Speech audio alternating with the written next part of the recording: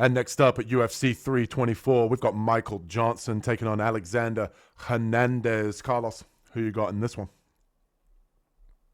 I'm going to get a little crazy right now, and I'm going to take Michael Johnson in this one.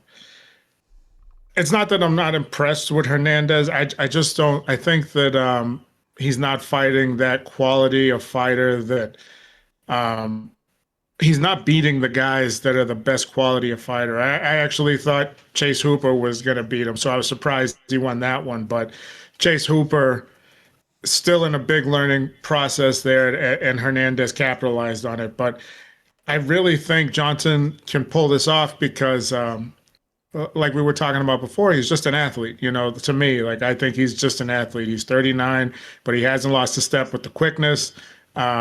He's very smooth on the feet with his 1-2. It's very sharp, very fast, probably faster than most guys in the division. Very strong right now, and he makes it look easy. And I thought his fight against Zellhuber, honestly, I thought Zellhuber was just going to put him out because, you know, Johnson's known for being chinny and coming forward and getting popped. But I was very impressed by that. And what got him to stay sharp was his movement. He was just too fast. His feet are too fast. And I think that's probably what's gonna do it for him in this fight against Hernandez. His in and out is very quick, and his 1-2 is very sharp. Now Hernandez has gotten better with his stand-up. He's a little bit more patient, and that's actually worked in his favor in a lot of these fights. For him, heavy wrestling would be obviously a very good game plan, but Johnson's got a very good sprawl. I don't think Hernandez can hold him down even if he gets him down because Johnson scrambles very quickly. And yeah, I think that if Johnson can sprawl and brawl like he likes to do and keep it on the feet and can land a sharp 1-2 down the middle, I think he can hurt Hernandez. I think that defensively he can stay sharp. I do like this new resurgence of Michael Johnson. I don't think he's going to be a world champion, but I do think defensively he's doing a lot better in trying not to block with his chin. So he's doing a good job. So I'm going to take Johnson in this one.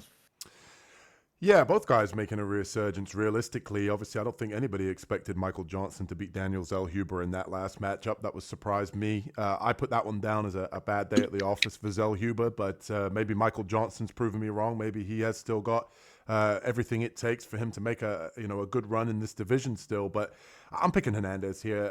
I trust Hernandez and the movement and the momentum he's got now at 155. He didn't look good at his previous weight class. Question marks about his gas tank, his ability to fight late in fights, his toughness, his durability. I think all of that's been put to bed here at 155. 4-fight win streak coming off of back-to-back knockouts of Chase Hooper and Diego Ferreira.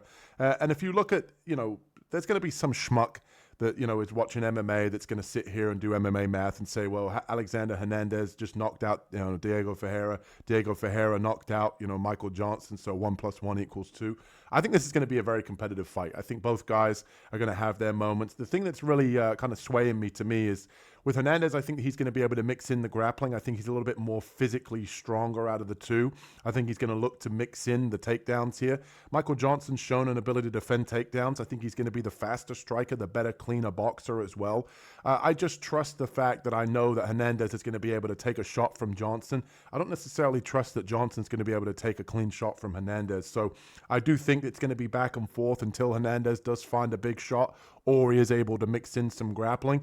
I do think with Michael Johnson as well that obviously his 3-fight win streak, I do question, the Zaitar win. I do question the Darius Flowers win. I would argue that, both guys coming off of losing streaks, both guys, even Flowers isn't necessarily UFC level. The Zellhuber fight, you can pin that down and say that's a quality win. I agree with that. But I do kind of think that I don't want to say it's luck because he had a good performance, but I don't see him continuing that on from fight to fight. I think Hernandez has shown in his 4 fights that he's got a little bit better. His gas tank is there. He's looked physically better in each fight as well in terms of what shape he's coming in each fight. And I just trust him a little bit more. The younger guy here, 6 years younger, both guys similar height, similar reach. I think Hernandez can mix in some takedowns here and ultimately catch Johnson on the feet and have bigger moments and maybe even win a late knockout here or win by a decision with the grappling. But give me Alexander Hernandez here. A little bit of dissension on the Ground and Pound podcast, which is what we always like.